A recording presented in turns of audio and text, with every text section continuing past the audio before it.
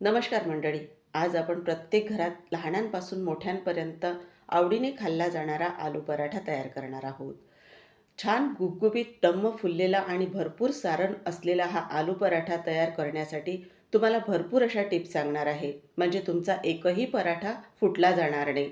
माझ्या या घरगुती पद्धतीने एकदा हा आलू पराठा नक्की करून बघा. खात्रीने सांगते, तुम्ही आतापर्यंत खाल्लेला आलू पराठा नक्कीच विसराल आणि या पद्धतीने परत परत कराल. एक सिक्रेट मसालासुद्धा तुम्हाला सांगणार आहे. आणि हो, रेसिपी आवडली तर एक लाईक करून चॅनललाही सबस्क्राईब करायला विसरू नका. चला मग करूया सुरुवात आपण आलू पराठा तयार करायला. आता इथे आपण 2 मोठ्या वाट्या भरून गव्हाचं पीठ घेतलेलं आहे. पीठ आधीच चाळणीने गाळून घेतलेलं आहे. आणि पराठा करताना केव्हाही पीठ छान बारीक असं दळून आणायचं. तर यामध्ये आपल्याला मीठ घालून घ्यायचं. जसं सारणामध्ये मिठाचं प्रमाण व्यवस्थित असावं लागतं, तसंच पराठ्याच्या आवरणामध्येही मिठाचं प्रमाण जर व्यवस्थित असेल तर तो पराठा खायला अधिकच रुचकर लागतो. आता यामध्ये आपल्याला 2 चमचे तेल घालून घ्यायचं आहे. तेल, मीठ पिठामध्ये छान एकत्र असं आपल्याला करून घ्यायचं आहे. तेल टाकल्यामुळे पिठामध्ये ज्या काही तेलाच्या गुठळ्या होतात त्या पूर्ण आपल्याला मोडून काढायच्या आहेत. आणि आता हे पीठ बघा, व्यवस्थित असं आपण तेल मीठ यामध्ये एकत्र करून घेतलेलं आहे.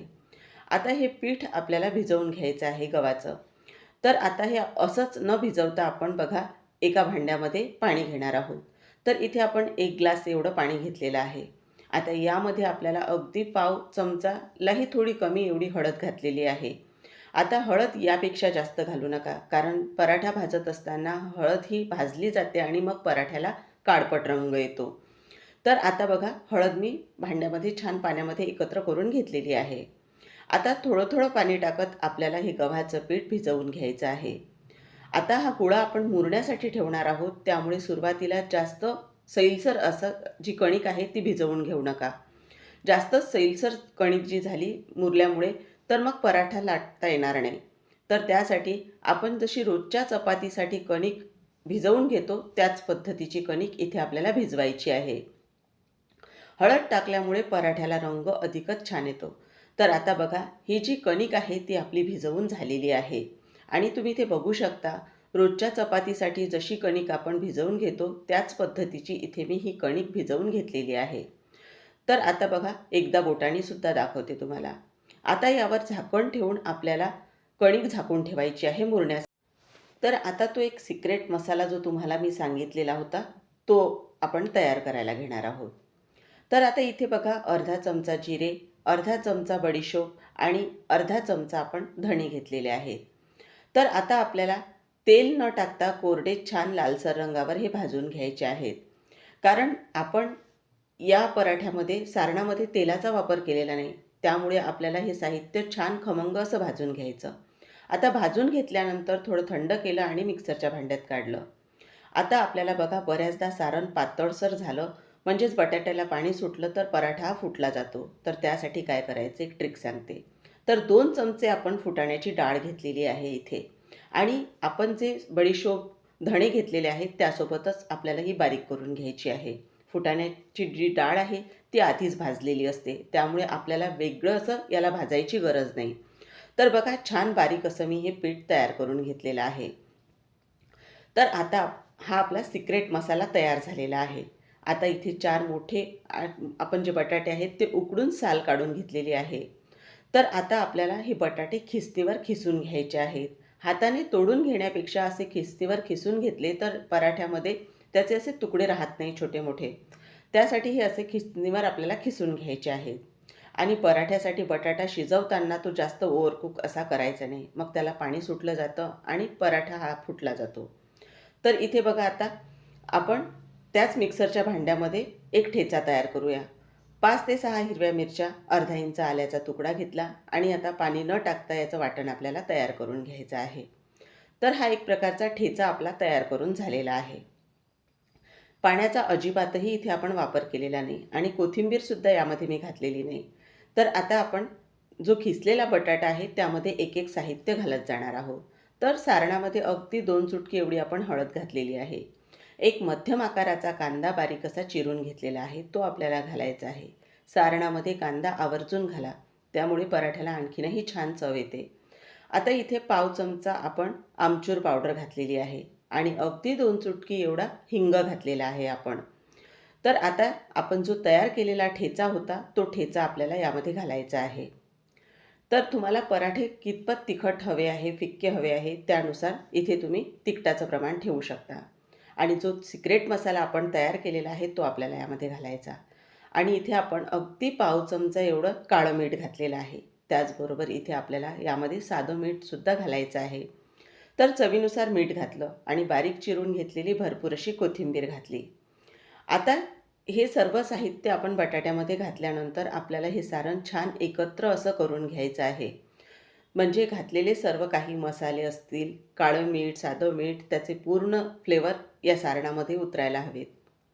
तर आता हे पूर्ण छान हाताने एकत्र असं आपण करून घेणार आहोत. म्हणजे सारण पराठ्यासाठी अगदी तयार झालेलं आहे. तर बघा आता इथे याचा गोळा मी तयार करून घेतलेला आहे. आता आपल्याला याचे गोळे तयार करून घ्यायचे आहेत. म्हणजे पराठे तयार करत असताना आपल्याला एकसारख्या आकाराचे असे पराठे तयार होतात. हाताला हलकंसं तेल लावलेलं आहे, कारण हिरवी मिरची सारणामध्ये असल्यामुळे हाताची आग होऊ नये त्यासाठी इथे मी तेलाचा वापर केलेला आहे. तर पाहिजे तेवढा गोळा काढून घ्यायचा आणि हातावर जसे आपण लाडू वळून घेतो तसा हा गोळा तयार करून घ्यायचा. तर बघा सारण किती छान असं तयार झालेलं आहे आपलं. आता बघा एक एक गोळा करत आपण प्लेटमध्ये काढून घेणार आहोत आणि सर्व गोळे याच पद्धतीने आपल्याला तयार करून घ्यायचे आहेत. इथे तुम्ही बघू शकता आपले जे गोळे आहेत ते सर्व आपण तयार करून घेतलेले आहेत. तर आता आपली कणिक कशी मुरल्या गेलेली आहे ते आपण बघणार आहोत आणि पराठे तयार करायला घेणार आहोत. तर आता हाताला अगदी थोडंसं तेल लावून घेणार आहे मी आणि परत एकदा ही कणिक आपण अर्धा ते 1 मिनिटासाठी मळून घेणार आहोत.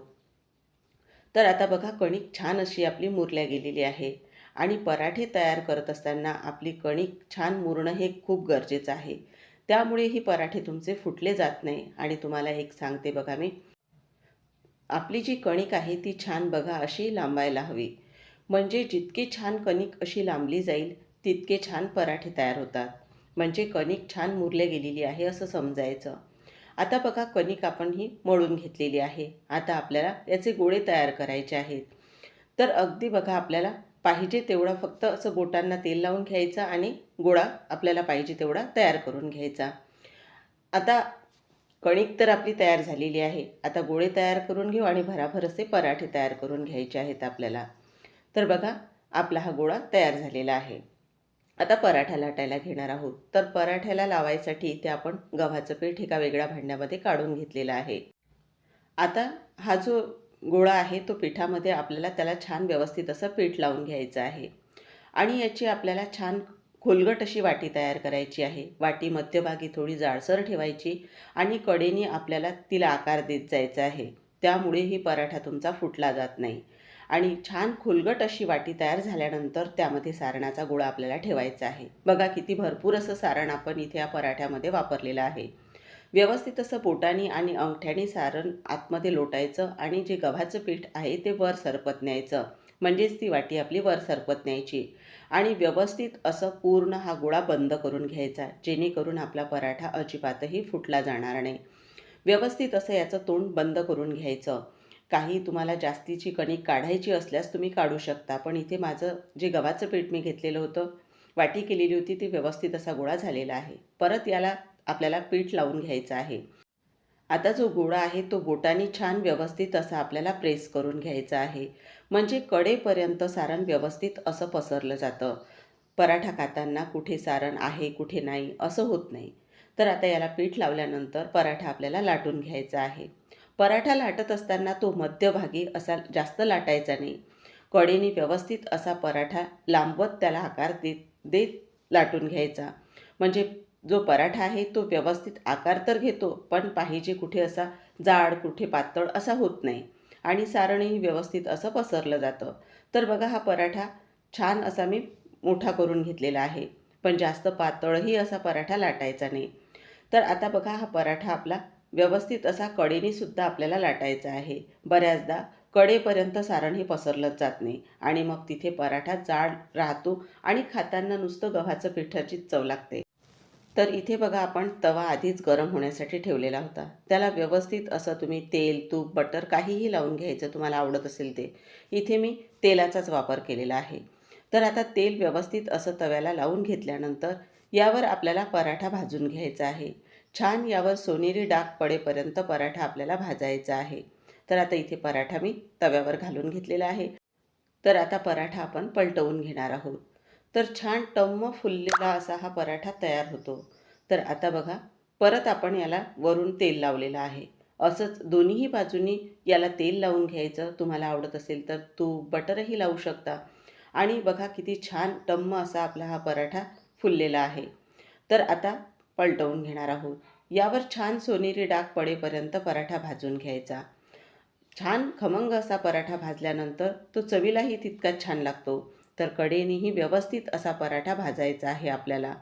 तर इथे तुम्ही बघू शकता पराठ्याला किती छान रंग आलेला आहे. तर हा पराठा आपला भाजून तयार झालेला आहे. तर इथे तुम्ही बघू शकता व्यवस्थित असा पराठा भाजला गेलेला आहे. तर आता तव्यावर दुसरा पराठाही आपल्याला घालून घ्यायचा आहे. आणि दुसराही पराठा आधी भाजून घेते आणि दाखवते तुम्हाला. तर इथे बघू शकता दुसराही पराठा छान असा फुलल्या गेलेला आहे. तर हा सुद्धा भाजलेला आहे. हा सुद्धा आपण ताटामध्ये काढून घेणार आहोत. तर मंडळी इथे बघा आपले पराठे तयार झालेले आहेत आणि बघूनच खायची इच्छा होत आहे ना. तर सोबत छान घट्टसर असं मस्त ताजं दही आहे. तुम्ही लोणचं, टोमॅटो सॉसही घेऊ शकता किंवा हिरवी चटणीही घेतली तरीही चालेल. तर आता बघा पराठा तुम्हाला फोडून सुद्धा दाखवते मी की सारण आतपर्यंत किती छान असं पसरलं गेलेलं आहे. तर तुम्ही सुद्धा माझ्या या घरगुती पद्धतीने एकदा हा आलूचा पराठा नक्की करून बघा आणि मी सांगितलेला हा सिक्रेट मसालासुद्धा वापरून बघा. खरंच सांगते चवीला अप्रतिम असे हे आलू पराठे तयार होतात. मंडळी आजची ही रेसिपी तुम्हाला कशी वाटली? तुम्हाला आजची रेसिपी आवडली असेल तर एक लाईक करून चॅनललाही नक्की सबस्क्राईब करायला विसरू नका. आणि तुम्ही हा व्हिडिओ कुठून पाहत आहे ते सुद्धा कमेंटमध्ये सांगायला विसरू नका. पुन्हा अशाच छान उपयुक्त आणि घरगुती रेसिपीसोबत पुन्हा भेटूया. तोपर्यंत धन्यवाद.